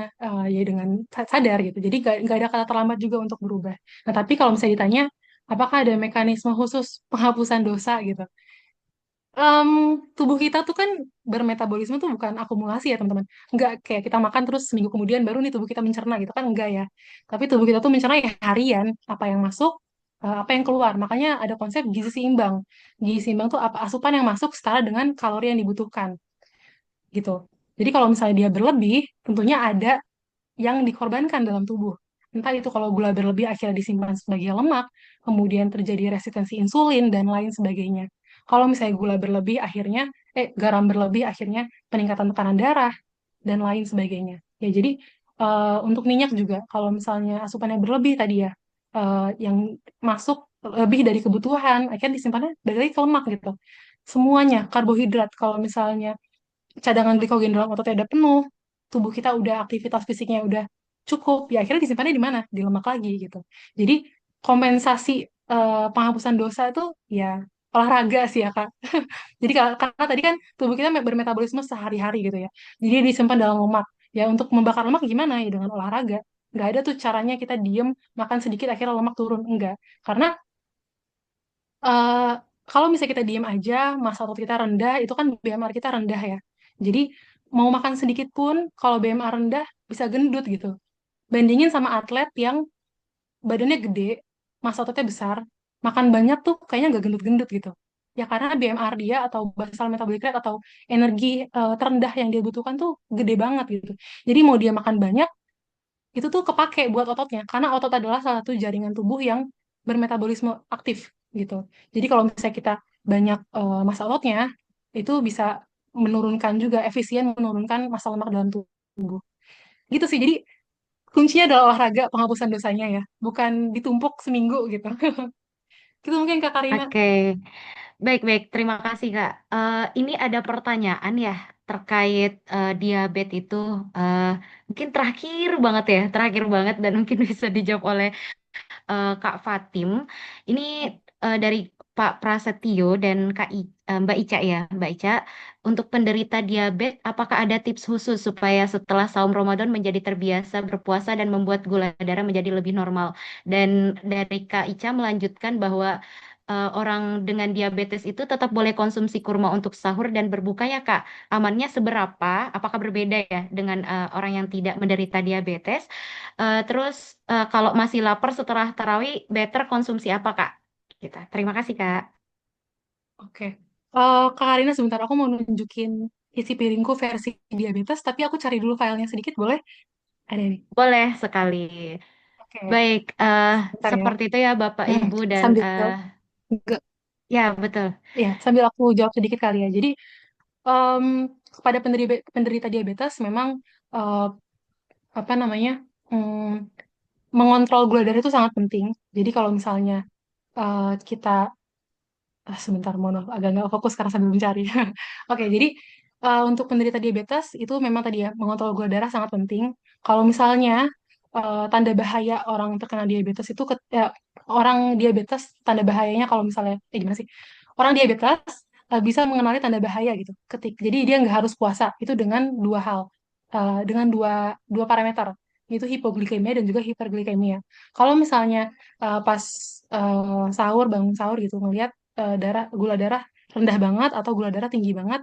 Nah, itu sebenarnya bisa dikonsultasikan lanjut kepada dokter apakah boleh berpuasa atau enggak. Karena kalau misalnya di bawah 70 mg per desiliter itu artinya rendah banget gula darahnya, artinya ada hipoglikemia di situ atau gula darahnya di atas 200 mg per desiliter itu artinya tinggi banget gitu. Khawatirnya kalau misalnya berpuasa dengan waktu yang lama ada gula darahnya tidak stabil gitu.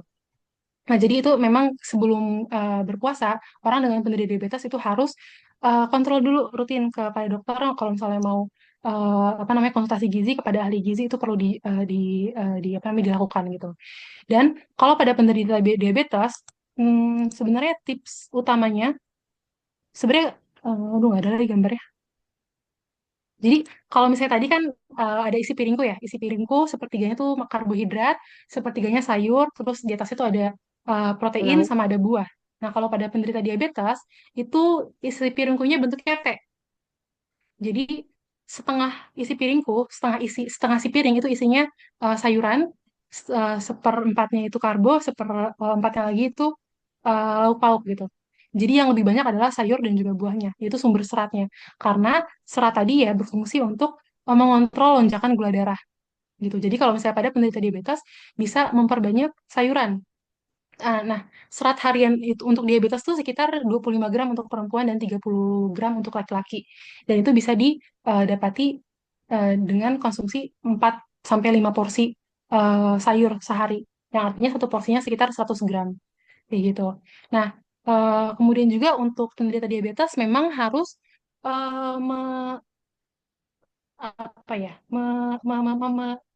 Prinsipnya harus ada 3J prinsip diabetes saat puasa yaitu bukan saat puasa aja puasa juga saat tidak puasa itu ada 3 prinsip yaitu jumlah jenis dan juga jadwal kalau misalnya jumlahnya kita bisa berbuka dengan air dengan kurma itu masih boleh karena kurma tadi punya mikronutrien lainnya nggak cuma gula sederhana tapi fruktosa itu gula alami yang ada di di buah gitu jadi itu boleh banget untuk konsumsi kurma kemudian bisa juga pilih buahnya kalau emang mau konsumsi buah itu buah-buah yang punya serat tinggi kayak apel, pepaya itu bisa dikonsumsi.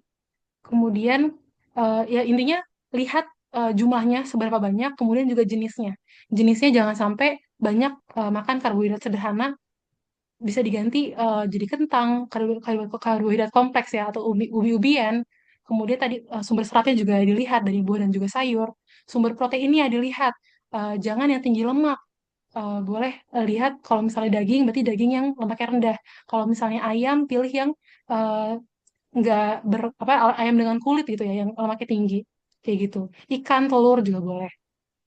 Nah, berbuka juga tadi ya boleh dengan kurma untuk karena kan tadi kalau misalnya apalagi dengan orang diabetes gitu, kalau puasa lama itu pasti hipoglikemia tuh, gula darahnya rendah banget.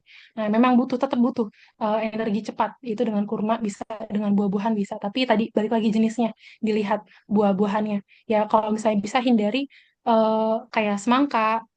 Semangka kan isinya air ya. Jadi dia lebih banyak tuh gulanya dibanding sama apel gitu yang seratnya lebih banyak. Jadi bisa pilihnya lebih ke apel atau pepaya gitu yang seratnya memang tinggi, jadi bisa mengontrol lonjakan gula darah. Gitu untuk diabetes. Apakah sudah terjawab? Baik, semoga bisa terjawab ya. Dan Masya Allah, terima kasih Kak Fatim. Waktu sudah menunjukkan 9 lewat jam 9 malam lewat 27 menit. Pertanyaan dan jawaban tadi menjadi akhir dari sesi diskusi kita pada malam hari ini. Terima kasih atas antusias dan seluruh pertanyaan yang luar biasa malam hari dari para Bapak Ibu ya, para peserta webinar Kesehatan Persiapan Ramadan sesi malam sesi pertama malam hari ini. Kalau ada sesi pertama, pastinya ada sesi-sesi selanjutnya. Terkhusus kepada Kak Fatim selaku narasumber, terima kasih atas waktu dan ilmunya. Bismillah ya, kita bisa mengimplementasikan ilmu yang sangat daging banget ya yang disampaikan oleh Kak Fatim. Dan tadi seperti yang disampaikan di akhir, informasi dan diskusi bisa lebih lanjut lagi bersama Kak Fatim melalui Instagram dan TikToknya ya.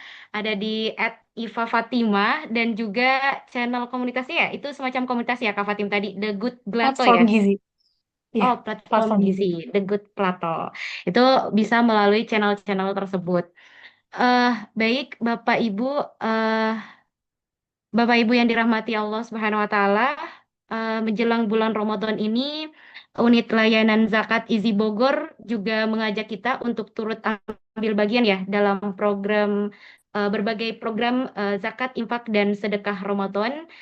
Eh, Sebagaimana kita ya belajar malam ini bahwa menjaga kesehatan adalah amanah, demikian pula berbagi adalah bagian dari ibadah sosial yang menguatkan umat. Nah, untuk informasi lebih lanjut mengenai program zakat infak dan sedekah pada bulan Ramadan ini, kami persilahkan ya perwakilan dari Unit Layanan Zakat Isi Bogor kepada Kang Umam selaku perwakilan. Kami persilahkan. Baik, terima kasih banyak Mbak Karina. Suara saya terdengar jelas? Terdengar jelas, Kang Umam. Baik, alhamdulillahirrahmanirrahim. Saya izin share screen. Bismillahirrahmanirrahim. Sekaligus juga langsung membuka. Assalamualaikum warahmatullahi wabarakatuh. Waalaikumsalam warahmatullahi Alhamdulillah, wabarakatuh. alhamdulillah rabbil alamin wa bihi nasta'inu ala umuri dunya waddin. Wassalatu wassalamu ala asyrafil anbiya wal mursalin sayyidina Muhammad wa ala alihi wa sahbihi ajmain amma ba'du. Alhamdulillah, puji syukur pada Allah Subhanahu wa taala malam hari ini bisa bertemu dengan Bapak Ibu semuanya ya. Senang sekali dan juga senang juga karena antusias banget gitu ya mengikuti agenda webinar yang pertama untuk malam hari ini berkaitan dengan membahas kesehatan. Gitu. Jadi malam hari ini izinkan saya di sini Khairul Umam mewakili inisiatif Zakat Indonesia, unit layanan zakat di daerah Bogor ya, untuk IZI Bogor. Insya Allah akan menyampaikan berkaitan dengan salah satu program unggulan kami ya, berkaitan dengan layanan kesehatan. Karena sehat itu adalah hak bagi semua orang, tidak terkecuali mau siapapun itu, gitu, termasuk kita semuanya yang berada di sini. Namun ternyata kalau kita lihat bagaimana kondisi masyarakat kita sekarang, ternyata sebagian besar mungkin ya dari saudara-saudara kita yang berada di luar sana memandang bahwasannya biaya kesehatan itu masih menjadi prioritas kesekian gitu. Bahkan ada yang menyampaikan gitu tuh dari mereka, jangankan cek kesehatan, jangankan untuk berobat gitu, buat makan aja susah gitu. Akhirnya ya udah untuk faktor kesehatan ini menjadi sesuatu yang dikesampingkan oleh sebagian orang. Walau alam apakah termasuk dari kita atau mungkin orang-orang yang kita kenal. Lalu yang kedua, akses cek kesehatan khususnya apalagi cek kesehatan rutin itu belum merata, termasuk ke dalam daerah-daerah yang susah aksesnya gitu, sehingga butuh waktu, butuh apa namanya biaya yang lebih gitu, khususnya untuk transportnya. Dan ada juga case di mana penyakit ringan tidak langsung terobati atau tidak langsung tertangani, sehingga mengakibatkan penyakitnya semakin parah gitu tuh. Dan tidak bisa dipungkiri itu terjadi di sekitar kita. Sehingga kami dari unit layanan zakat IZI Bogor kemudian apa namanya carikan solusi gitu ya. Semoga ini bisa menjadi alternatif solusi untuk saudara-saudara kita. Yang pertama ada program layanan cek kesehatan gratis. Alhamdulillah kami bekerja sama dengan rekan-rekan dari BSMI Kota Bogor untuk pelaksanaan program ini. Lalu yang kedua bantuan biaya pengobatan untuk duafa. Dan memang program ini kami fokuskan kepada masyarakat prasejahtera dan juga rentan kesehatan. Jadi program untuk layanan cek kesehatan ini sebagai langkah preventif kami atau preventif kita gitu untuk saudara-saudara kita jangan nunggu sakit parah dulu gitu. Kita cek yuk kalau misal ada gejala-gejala, ada kendala berkaitan dengan kesehatan, semoga bisa langsung tertangani. Dan juga kalau ada yang sudah kadung ada penyakit gitu ya, udah lumayan parah, bisa kita bantu melalui biaya pengobatan yang bisa kita sediakan insya Allah di unit layanan zakat kita. Nah, adapun yang sudah kami coba laksanakan ya, kita coba sejak tahun 2025 kemarin, tahun kemarin gitu, layanan cek kesehatan gratis ini alhamdulillah mendapatkan respon yang positif dari masyarakat. Dua lokasi yang sudah kami laksanakan kemarin, yakni di Desa Bojong Rangkas dan juga di Desa Cibanteng, Kecamatan Ciampea. Ada kurang lebih 200 penerima manfaat di sana, dan insya Allah ke depannya kita terus akan galakkan, akan perbesar titik-titik yang bisa kita laksanakan untuk layanan cek kesehatan gratis, termasuk juga memperbanyak penerima manfaatnya. Adapun juga untuk bantuan biaya, alhamdulillah sudah membantu 9 orang ya. Di antaranya mungkin ada saudara kita atau adik kita yang bernama Adik Artasaka ya. Dia lahir secara prematur dan mengidap penyakit cerebral palsy. Nah, qadarullah kondisinya langit-langit di tenggorokannya itu berlubang gitu, tidak sempurna seperti anak-anak pada umumnya gitu, sehingga dilakukan proses operasi pada waktu itu. Nah, Dan juga qadarullah kaki adik Arta ini atau adik Saka ini agak bengkok ya teman-teman semuanya gitu sehingga harus dilakukan operasi gitu tuh. Jadi tidak bisa berjalan secara sempurna dan proses penyembuhannya pun juga menggunakan sepatu khusus gitu ya. Ini sepatu ortopedi yang juga tidak di-cover oleh BPJS. Sedangkan untuk kedua orang tuanya memang penghasilannya tidak menentu ya karena ayahnya bekerja sebagai tukang ojek. Lalu adik kita yang kedua, di sini ada Fahri ya, usianya 9 tahun. Kalau dilihat dari video ini kondisi adik Fahri. Jadi memang sejak usia 2 minggu setelah dia lahir, qadarullah tiba-tiba dia demam tinggi gitu. Bahkan waktu itu kejang gitu kalau berdasarkan penuturan dari ibunya. Diidentifikasi oleh dokter bahwasanya adik Fahri ini keracunan air ketuban pada saat di kandungan gitu. Dan waktu itu langsung dirawat di RSUD dalam kondisi koma gitu. Nah, sedangkan kedua orang tuanya juga tidak menentu ya penghasilannya. Ayahnya bekerja sebagai buruh harian lepas, di mana penghasilannya itu 30 sampai 70 ribu per hari gitu. Sedangkan ibunya karena harus menjaga Fahri di rumah gitu, jadi aktivitasnya ya cuma di rumah aja gitu. Ada kisah juga dari Bapak Agus ya, Bapak Agus Tarmizi, beliau pengidap tumor pada tulang rahang gitu. Awalnya cuman bengkak di gusi saja gitu. Hanya saja karena keterbatasan biaya sekali lagi tidak langsung ditangani, tidak langsung diobati. Akhirnya semakin parah dan ternyata qadarullah tumor gitu. Sehingga dilakukan pengangkatan tulang rahang. Nah, pengangkatan tulang rahang ini mengakibatkan harus diganti tulang rahangnya dengan salah satu bagian gitu ya, salah satu bagian tulang dari tubuhnya dan waktu itu diambil dari tulang betisnya gitu. Nah, pekerjaannya pun juga tidak menentu dengan penghasilan yang juga tidak pasti ya teman-teman ya karena buruh harian lepas gitu. Dan untuk pengobatannya sendiri dilakukan di RSCM. Sekaligus sebagian besar memang tidak tercover oleh BPJS ya, kecuali memang tadi untuk proses operasinya. Nah, mungkin di luar sana ada banyak saudara-saudara kita yang juga mengalami atau Allah uji ya dengan kondisi-kondisi spesial seperti yang dialami oleh saudara-saudara kita tadi. Oleh sebab itu kami dari Unit Layanan Zakat IZI Bogor mengajak kepada para relawan sekaligus juga dermawan yang malam hari ini hadir untuk bisa bergabung ya bersama kami, bisa ikut berdonasi gitu baik itu zakat ataupun juga infak. Karena seperti janji Allah Subhanahu wa taala, barang siapa yang memudahkan urusan orang yang sedang kesulitan, maka Allah akan memudahkan urusannya di dunia dan akhirat. Nah, semoga ini menjadi penyemangat untuk kita semuanya, untuk kita bisa ambil bagian, turun tangan, memberikan bantuan kepada saudara-saudara kita yang membutuhkan. Sekecil apapun kontribusinya, insya Allah itu sangat berarti untuk mereka. Dan semakin banyak orang yang terlibat, kita mengajak orang-orang lain ya, selain diri kita, insya Allah itu akan menjadi pahala jariah untuk kita semuanya. Mungkin itu yang bisa saya sampaikan ya, Mbak Karin ya, untuk malam hari ini. Kurang lebihnya mohon maaf. Bila taufiq wal hidayah. Assalamualaikum warahmatullahi wabarakatuh. Baik, Waalaikumsalam warahmatullahi wabarakatuh. Terima kasih atas penyampaian ya campaign program SIS Ramadan dari Kang Umam tadi ya. Masya Allah, insya Allah ini akan tadi ya disalurkan untuk beberapa solusi dari permasalahan umat, yaitu untuk layanan cek kesehatan gratis serta bantuan biaya pengobatan untuk duafa. Dan memang semoga ya Allah menggerakkan hati-hati kita dan tangan kita untuk berbagi, berzakat, berinfak ataupun sedekah karena tadi ya bahwa berbagi adalah bagian dari ibadah sosial yang akan menguatkan umat, menguatkan diri kita serta umat lainnya, orang-orang lainnya. Bahwa ya tadi dipertegas juga barang siapa yang memudahkan urusan atau kesulitan dari orang lain, maka insya Allah Allah akan memudahkannya di dunia dan akhirat. Masya Allah, terima kasih.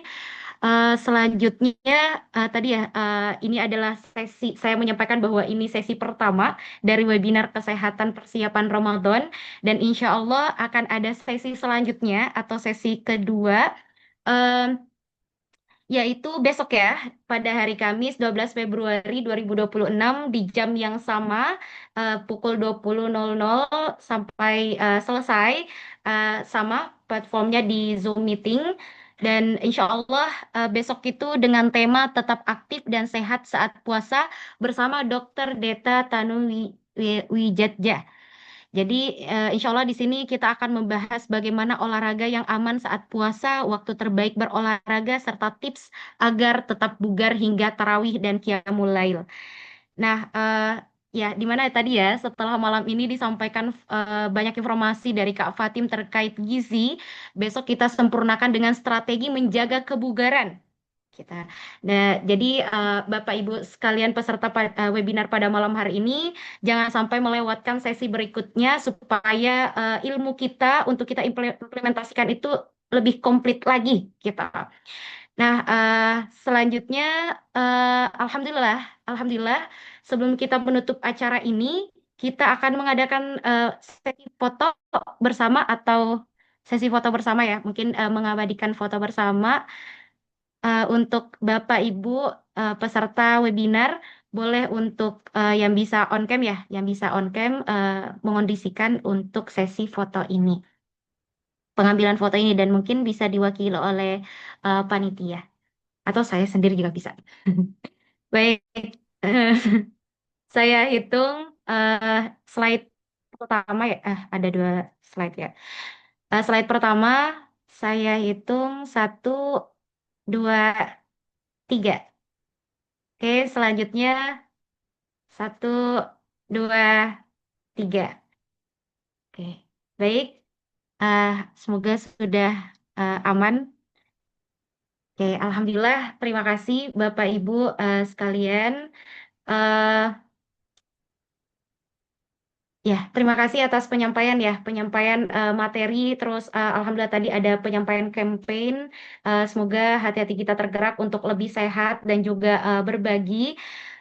Semoga dari webinar ini kita bisa memahami ya komposisi sahur dan berbuka yang tepat, mampu menghindari kebiasaan keliru. Tadi ada mitos fakta saat berpuasa, memiliki strategi menjaga energi dan hidrasi, serta semakin sadar bahwa kesehatan adalah bagian dari ibadah. Itu poin utama, poin penting yang dari tadi saya catat paling pertama gitu. Nah, kami mengucapkan terima kasih sebanyak-banyaknya kepada Kak Fatimah Uswa SGZ Dietitian selaku narasumber pada malam hari ini. Tim dari unit layanan, terima kasih juga kepada tim dari unit layanan Zakat Izi Bogor serta seluruh panitia dan peserta yang telah hadir. Semoga Allah membalas dengan kebaikan yang berlipat. Saya Karina Rahmadani selaku MC sekaligus moderator pada webinar sesi pertama ini. Mohon maaf apabila terdapat kekurangan selama memandu acara webinar ini. Mari kita tutup dengan doa kafaratul majelis. Subhanakallahumma wa atubu ilaik. Wassalamualaikum warahmatullahi wabarakatuh. Waalaikumsalam warahmatullahi wabarakatuh. Terima kasih banyak Mbak Fatimah, Mbak Karin, dan Bapak Ibu semuanya yang sudah hadir malam hari ini. Sehat-sehat semuanya. Sampai ketemu besok.